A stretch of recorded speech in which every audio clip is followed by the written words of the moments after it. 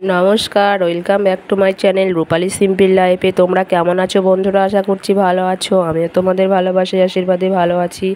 প্রচণ্ড গরমে বন্ধুরা আর থাকতে পারছি না, এত কষ্ট হচ্ছে। এইদিকে আমার অ্যালোভেরা গাছগুলো পুরো শুকিয়ে যাচ্ছে। আমার খুব শখের গাছ বন্ধুরা, আমি লাগিয়েছিলাম গাছগুলো।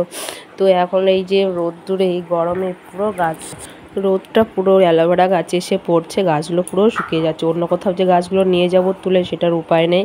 একটা বড় ক্যারেটে লাগিয়েছি, মাটি আছে প্রচণ্ড, এত ভারী, আমার নিয়ে যাওয়ার ক্ষমতা আশা করছি নেই। তো এই রোদ্রের মধ্যে জল দিই, জল দেওয়ার পরও এই রোদের মধ্যে কি করে থাকে বলো তো।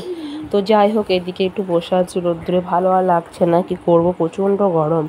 এত গরম, এত কষ্ট হচ্ছে। একটু স্ট্যান্ড ফ্যান আছে তো, এবার একটা এই গরমে আমাদের মানে ছোটো ছোটো বাচ্চাগুলো তো কষ্ট হচ্ছেই, তাছাড়া আমার এমনিতেই বেশি গরম ভালো লাগে না, সহ্য হয় না।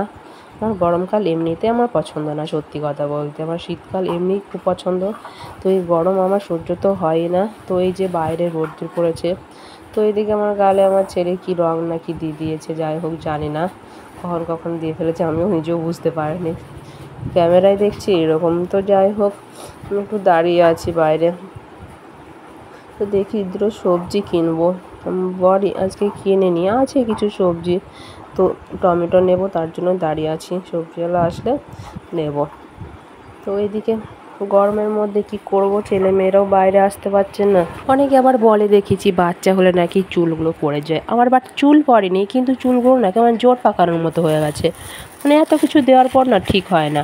অনেকের বাচ্চা হলে চুল পড়ে যায়, হালকা হয়ে যায় পুরো, অনেকে অনেক কিছু বলে, বাট আমার কিন্তু চুল পড়ে না। তো যাই হোক, এইদিকে একটা ফল খাবো। এটা কি ফল বন্ধুরা অবশ্যই কিন্তু কমেন্টে জানাবে, আমি আর বলছি না ফলটার নাম। তো এই ফলটা আমার বর নিয়ে এসে গুরুদাওয়াতে গিয়েছিল, একটা বাড়িতে প্রচুর গাছ আছে, তার সঙ্গে ফলও অনেক হয়েছে, ওরা কিন্তু খায় না বলছে। তো আমরা যেহেতু টুকটাক খাই এই ফলটা, তো আমার বর বলছেন তো খাই, যেহেতু গুরুদাওয়ানোর পর ও কী করেছে গাছে উঠে পেরে নিয়ে এসে 10-12টা প্রায়। তো আমরা তো খুব খুশি, আমার ছেলেও খুশি, যেহেতু গাছ পাকা, তো আমরা একটু খাই, আমাদের ভালোও লাগে। তো সেরকম পায় না, অনেক দিন আগে খেয়েছিলাম, তো বর যেহেতু পেয়েছে ও নিয়ে চলে এসেছে।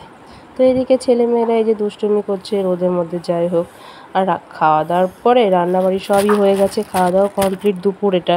তো এইদিকে দেখছি খাওয়ার পর আমার ছেলে, এদিকে মেয়ে দই ফেলে এঁটোকাটা পুরো ভর্তি করেছে নোংরা, ঝাড় দিয়েছে, তারপর মুছবো, ওটা কিন্তু উপায় নেই।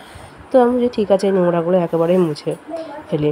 তো যাই হোক মুছে নিলাম, ঝাড় দিতে পারলাম না, ওই জন্য প্রচণ্ড নোংরাটাও লাগছে। এই যে প্রচুর জল ফেলেছে, এদিকে মোছা হয়ে গেলে একটু রেস্ট করব, কেন কাজ টাজ সবই হয়ে গেছে, রান্নাবাড়ি খাওয়াও কমপ্লিট। এদিকে ছেলে মেয়েদেরকে ঘুম পাড়িয়ে দেবো, এদিকে আমিও একটু রেস্ট করব। আগে ঘর বারান্দাটা মুছে নেই, মুছলে কি পরিষ্কার লাগবে, একটু ভালো লাগবে দেখতে, না মুছলে কেমন জঘন্য। দিনে কিন্তু 3-4 বার মোছাই হয়ে যায়, কারণ সারা দিন আমার ছেলে মেয়েরা নোংরা করে।